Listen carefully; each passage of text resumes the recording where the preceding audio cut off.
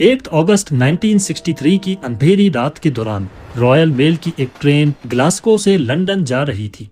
इस ट्रेन के एक डब्बे में नोटों से भरे बैग्स मौजूद थे जो तकरीबन आज 67 मिलियन पाउंड्स या फिर 800 करोड़ रुपए बनते हैं। ट्रेन के ड्राइवर जैक मिल्स तेजी से इंजन को रात की तारीकी में भगाते हुए जा रहे थे। तभी अचानक एक क्रॉसिंग पर सिग्नल की लाल रोशनी चमक उठी। ड्राइवर के लिए ये एक एबनॉर्मल बात थी, क्योंकि इस वक्त और इस जगह सिग्नल का लाल होना कोई मायने नहीं रख रहा था। खैर, ड्राइवर जैक मिल्स ने फौरन ब्रेक लगाई और ट्रेन को सुनसान रास्ते में ही रोक दिया। थोड़ी देर के लिए हर तरफ खामोशी छा गई, लेकिन इसी खामोशी के पीछे छुपा था एक ऐसा मास्टर प्लान जो सदी की सबसे बड़ी रॉबरी को अंजाम देने वाला था, द ग्रेट ट्रेन रॉबरी, जिसमें ट्रेन को ली चुरा नौकरी। हेलो दोस्तों, मैं हूं तनवीर और डियर एम्पायर की एक और नए एपिसोड में आप सबका स्वागत। नाज़रीन, ये बात किसी फिल्म की कहानी लगती है, लेकिन रियल लाइफ में भी डाकुओं ने सस्पेंस से भरी प्लानिंग की और ब्रिटेन की सरकारी ट्रेन से लाखों पाउंड्स लूट लिए, और वो भी बगैर एक भी गोली चलाए। सब कुछ महीनों पहले शुरू हुआ जब लंदन के चंद जाने माने क्रिमिनल्स एक नए कारनामे को अंजाम देने के लिए सर जोड़कर बैठ गए। ब्रूस रेनॉल्ड्स, जो इस प्लान का मास्टरमाइंड था, उसने अपने चंद साथियों के साथ मिलकर एक बेमिसाल डाके का प्लान बनाना शुरू किया। उसके पास ब्रिटेन की national post service royal mail की एक सीक्रेट मालूमात थी। ये सीक्रेट मालूमात उसको रॉयल मेल के ही एक सीनियर सिक्योरिटी ऑफिसर से मिली थी, जिसका नाम किसी को भी मालूम नहीं था। मालूमात ये थी कि ग्लासगो से लंदन जाने वाली ट्रेन में एक खास डब्बा होता है जिसे हाई वैल्यू पैकेजेस या फिर HVP भी कहा जाता है। उसमें एक खास दिन पर बहुत ज्यादा रकम जाने वाली थी और उनको इसी डब्बे को लूटना था। ब्रूस रेनॉल्ड्स और उसके साथी जाने माने क्रिमिनल्स जरूर थे, लेकिन उनको ट्रेन लूटने का कोई एक्सपीरियंस नहीं था। लिहाजा उन्होंने लंदन के ही एक दूसरे गैंग को इस प्लान में शामिल किया, जिनको ट्रेन लूटने का भी एक्सपीरियंस था। ये बदनामे जमाना गैंग साउथ कोस्ट रेडर्स के नाम से जाना जाता था। आहिस्ता आहिस्ता टीम बढ़ती गई और इस प्लान में अब 15 से ज्यादा लोग शामिल हो गए। उन्होंने ठान लिया कि बिना गोली चलाए सरकारी ट्रेन को लूटना है।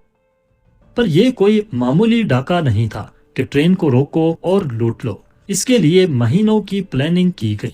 7 अगस्त 1963 को शाम 6:50 पे ट्रेन ग्लासगो सेंट्रल स्टेशन से लंदन जाने के लिए रवाना होती है।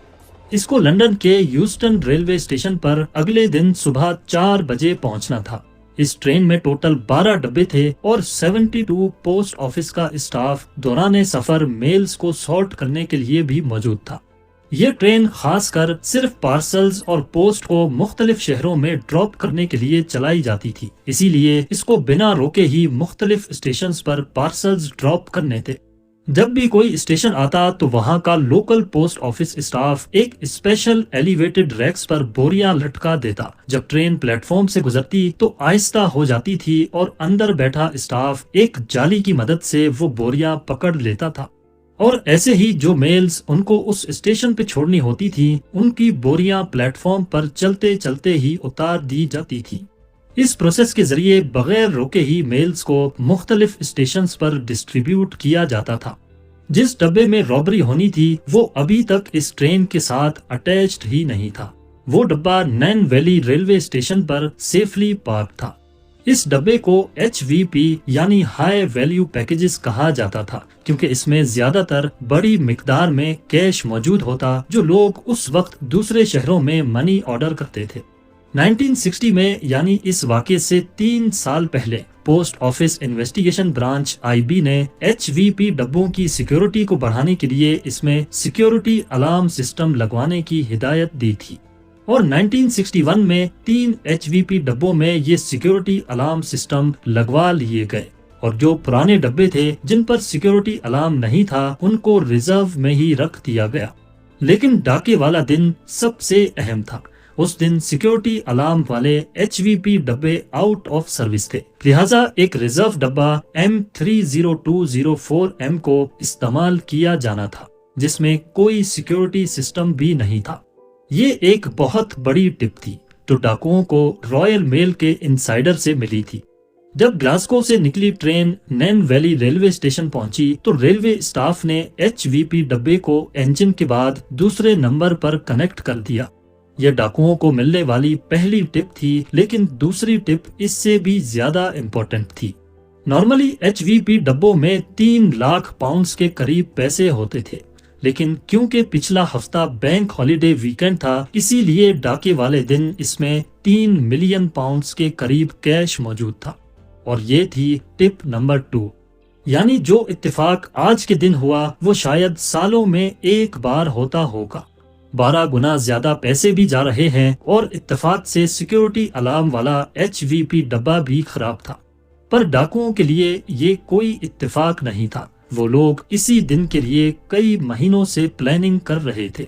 خیر، ٹرین HVP ڈبے سمیت نین ویلی اسٹیشن سے روانہ ہو گئی۔ رات کا وقت ہو چکا تھا اور ٹرین کے ڈرائیور 58 سالہ جیک ملز تیزی سے اپنی منزل کی طرف ٹرین کو لے کے جا رہے تھے۔ وہاں ڈاکوؤں کا ٹولہ بھی ریلوے ٹریک کے پاس جھاڑیوں میں گھات لگائے بیٹھا تھا۔ ان کی پلاننگ بالکل پرفیکٹ تھی۔ 8 اگست 1963 رات 3 بجے کے قریب ڈاکوؤں کے ایک گروپ ممبر نے سیئرز کراسنگ کے سگنل کے ساتھ چھیڑ چھاڑ شروع کر دی۔ اس نے گرین لائٹ کو چھپانے کے لیے اس کے سامنے ایک گلو یعنی دستانہ پھنسا دیا، اور ریڈ لائٹ کو چلانے کے لیے ایک بیٹری کا استعمال کیا، اور پھر سارے چھپ کر ٹرین کا انتظار کرنے لگے۔ ٹرین جب سیئرز کراسنگ کے پاس پہنچی تو ڈرائیور یہاں پر ریڈ لائٹ دیکھ کر کافی حیران ہوا، کیونکہ نارملی اس کراسنگ پر ٹرین کو روکا نہیں جاتا، خاص کر رائل میل کی ٹرین کو۔ خیر، جیک ملز نے بریک لگائی اور ٹھیک سے سگنل پر ہی ٹرین کو روک دیا۔ اچانک ہر طرف ایک خاموشی سی چھا گئی۔ اتنے میں اسسٹنٹ ڈرائیور، جس کو سیکنڈ مین بھی کہا جاتا ہے، وہ ٹرین سے نیچے اترے تاکہ لائن سائیڈ پر لگے ٹیلی فون کی مدد سے سگنل مین سے رابطہ کیا جا سکے۔ جب انہوں نے سگنل پر لگے ٹیلی فون کو اٹھایا تو معلوم پڑا کہ اس کی لائن ہی کٹی ہوئی ہے، جو کہ ڈاکوؤں کے پلان کا ہی حصہ تھا۔ ابھی سیکنڈ مین واپس پلٹ کر انجن کی طرف جانے ہی والا تھا کہ جھاڑیوں سے ڈاکو نکلے اور انہوں نے اس کو قابو کر لیا۔ کچھ ڈاکو انجن کی دونوں سائیڈوں سے اوپر چڑھ گئے اور ڈرائیور کو قابو کرنے کی بھی کوشش کی۔ جب جیک ملز نے مزاحمت کی تو ایک ڈاکو نے لوہے کی راڈ ان کے سر پر ماری اور وہ ڈرائیونگ سیٹ پہ ہی بے ہوش ہو گئے۔ ڈاکو پوری پلاننگ کے ساتھ آئے تھے۔ جس وقت اوپر انجن میں یہ ہنگامہ ہو رہا تھا، اسی وقت کچھ ٹیم ممبرز نے انجن کے بعد پہلے 2 ڈبوں کو باقی ٹرین سے الگ کر دیا۔ ان کا پلان ٹرین کو ہی یہاں سے دور لے کے جانا تھا، پر آخر کہاں؟ سیئرز کراسنگ سے قریب 1 کلومیٹر دور برائیڈکو برج تھا، اور وہیں پر ڈاکوؤں کی ٹرک موجود تھی۔ وہ اپنے ساتھ ایک ریٹائرڈ ریلوے ڈرائیور کو بھی لائے تھے، جس کا کام ٹرین کو برائیڈکو برج تک لے کے جانا تھا۔ یہاں تک جو کچھ ہوا وہ ٹھیک پلان کے مطابق تھا، پر اب ڈاکوؤں کو پہلی مصیبت کا سامنا کرنا پڑا۔ وہ اپنے ساتھ جو ڈرائیور لائے تھے وہ اس نئے انجن کے کنٹرولز دیکھ کر ہی گھبرا گیا، کیونکہ اس نے کبھی یہ انجن آپریٹ ہی نہیں کیا تھا۔ مجبوراً ڈاکوؤں نے جیک ملز کو ہوش میں لانے کی کوشش کی اور اسے مجبور کیا کہ وہ ٹرین کو 1 کلومیٹر دور لے کے چلے۔ اب انجن اور 2 ڈبے دوبارہ سے چلنے لگے اور 1 کلومیٹر دور برائیڈکو برج پر جا کر اسے رکوا دیا گیا۔ اس دوران ٹرین کے باقی ڈبے جو پیچھے رہ گئے تھے، ان میں موجود اسٹاف کو معلوم ہی نہیں تھا کہ ٹرین کیوں رکی ہے۔ برائیڈکو برج پہنچ کر ڈاکوؤں نے HVP ڈبے کے دروازے کو توڑا اور اندر گھس کر 5 اسٹاف ممبرز کو ٹھیک ٹھاک چوٹیں پہنچائیں اور انہیں منہ کے بل رسیوں سے باندھ کر لٹا دیا اور اپنی کارروائی شروع کر دی۔ HVP ڈبے میں ٹوٹل 128 بوریاں کیش سے لت پت بھری ہوئی تھی۔ یہ 1 پاؤنڈ، 5 پاؤنڈز اور 10 شلنگ کے نوٹ تھے۔ ان کا ٹوٹل وزن قریب 2.5 ٹن کے برابر تھا۔ ٹرین برج پر تھی اور نیچے روڈ پر ایک ٹرک کھڑی تھی۔ ڈاکوؤں کے پلان کے حساب سے ان کے پاس صرف 15 منٹ کا وقت تھا، لہٰذا انہوں نے ہیومن چین بنائی اور ایک ایک کر کے 128 میں سے 120 بوریاں ٹرک میں لوڈ کر دی۔ باقی 8 بوریاں ٹائم کم ہونے کی وجہ سے چھوڑ دی گئی۔ ان کا پلان بالکل پرفیکٹلی کام کر چکا تھا، لیکن آخر میں صرف ایک غلطی ہوئی جو آگے چل کر ان کو پکڑوانے میں سب سے مفید ثابت ہوئی۔ جاتے جاتے ایک ڈاکو نے HVP ڈبے میں بندھے ہوئے اسٹاف کو کہا کہ 30 منٹ تک یہاں سے اٹھنے کی کوشش بھی مت کرنا ورنہ جان چلی جائے گی۔ ڈاکوؤں کے پاس ایک آسٹن لوڈ سٹار ٹرک تھی جس پر سارا کیش لوڈ کیا گیا اور 2 لینڈ روورز بھی تھیں جن پر انہوں نے گواہوں کو گمراہ کرنے کے لیے ایک ہی نمبر لگا رکھا تھا، BMG 757A۔ واردات کے بعد وہ سارے وہاں سے فرار ہو گئے۔ قریب 45 منٹ کی ڈرائیو کے بعد رات کے 4:30 بجے وہ اپنے ہائیڈ آؤٹ میں پہنچ گئے جو واردات کی جگہ سے قریب 43 کلومیٹر دور اوکلی نامی گاؤں سے قریب تھا۔ اس دوران وہ VHF ریڈیو پر پولیس کی باتیں بھی سن رہے تھے جس سے ان کو کافی مدد مل رہی تھی۔ ٹھیک اسی وقت جب وہ اپنے ہائیڈ آؤٹ میں پہنچے پولیس کو بھی اس رابری کا علم ہو گیا، پر فی الحال وہ بہت خوش تھے۔ انہوں نے ہائیڈ آؤٹ پر آ کر خوب موج مستی کی، یہاں تک کہ وہاں مونوپلی گیم بھی کھیلی اور وہ بھی اصلی نوٹوں سے۔ پر ان کی یہ خوشی صرف چند منٹوں کی مہمان تھی۔ تھوڑی ہی دیر بعد انہیں ریڈیو کی مدد سے پتا چلا کہ پولیس ان کو 50 کلومیٹر کے ریڈیس میں ڈھونڈ رہی ہے۔ 50 کلومیٹر کا آئیڈیا پولیس کو اس اسٹاف کے بیان کی وجہ سے ہوا جسے ڈاکو آدھے گھنٹے والی بات بول کر وہاں سے فرار ہوئے تھے۔ تو پولیس کو اچھی طرح آئیڈیا تھا کہ آدھے گھنٹے میں وہ 50 کلومیٹر کے ریڈیس میں ہی موجود ہوں گے۔ یہ بات سن کر ڈاکو ایک دم گھبرا گئے۔ اب ان کا اس ہائیڈ آؤٹ سے نکلنے کا پلان جو سنڈے کو تھا وہ انہوں نے فرائیڈے پر شفٹ کر لیا۔ تھرسڈے والا دن انہوں نے سارے پیسے آپس میں بانٹ لیے۔ لوٹی گئی رقم 2.5 ملین پاؤنڈز کے قریب تھی۔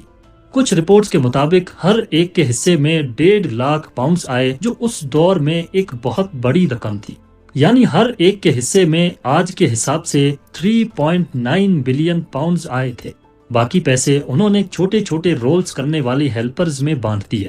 انہوں نے فرائیڈے سے پہلے ہائیڈ آؤٹ میں ہر ایک چیز سے اپنی فنگر پرنٹس مٹائیں اور ایک شخص کو ڈیوٹی دی کہ ان کے جانے کے بعد وہ ہائیڈ آؤٹ کو ہی جلا دے تاکہ پولیس کو کوئی ثبوت ہی نہ مل سکے۔ اس نے پیسے تو لے لیے لیکن ہائیڈ آؤٹ جلائے بغیر ہی فرار ہو گیا۔ اس دوران پولیس انہیں پورے بکنگم شہر ایریا میں ڈھونڈ رہی تھی۔ ہیلی کاپٹرز شہر کے اوپر گھوم رہے تھے، جگہ جگہ پولیس کی گاڑیاں دوڑ رہی تھیں اور نیشنل میڈیا پر ایک بوال سا مچا تھا۔ پولیس نے انفارمیشن دینے والے شخص کو 10,000 پاؤنڈز انعام دینے کی بھی اناؤنسمنٹ کی۔ اس پر ہائیڈ آؤٹ کے پڑوس میں رہنے والا ایک شخص سامنے آیا اور اس نے پولیس کو اطلاع دی کہ 8 اگست والی صبح یہاں کافی ہلچل مچی تھی۔ شک کی بنا پر پولیس نے فوراً ہائیڈ آؤٹ پر چھاپا مارا۔ یہ ایک لیدر سلیٹ فارم ہاؤس تھا جو ڈاکوؤں نے 3 مہینے پہلے ہی کرائے پر لیا تھا۔ وہاں پولیس کو بہت سارے ثبوت ملے جو اس رابری سے جڑے ہوئے تھے، جیسا کہ خالی بوریاں، میلز اور ایک ٹرک بھی ملا جس پر جلدی جلدی میں یلو رنگ کیا گیا تھا۔ ڈاکو یہاں سے اپنی فنگر پرنٹس مٹا کر گئے تھے لیکن اس مونوپلی پر کچھ فنگر پرنٹس موجود تھیں جس کو انہوں نے اصلی پیسوں کے ساتھ کھیلا تھا۔ یہ فنگر پرنٹس اس کیس میں ایک بڑا بریک تھرو ثابت ہوئی کیونکہ ان سب کا پہلے سے کوئی نہ کوئی کرمنل ریکارڈ موجود تھا، تبھی وہ فنگر پرنٹس پولیس اور اسکاٹ لینڈ یارڈ کے ریکارڈ سے میچ کر گئیں اور اصل مجرموں کا پتہ لگ گیا۔ کچھ ہی دنوں میں پولیس نے 16 میں سے 14 لوگوں کو اریسٹ کر لیا۔ صرف 2 لوگ ہی پولیس سے بچ پائے جس میں ایک ریپلیسمنٹ ٹرین ڈرائیور تھا جس کا اصل نام کسی کو بھی پتہ نہیں تھا، اور دوسرا رائل میل کا وہ سینئر سیکیورٹی آفیسر جس کی مخبری پر یہ سارا پلان بنایا گیا تھا۔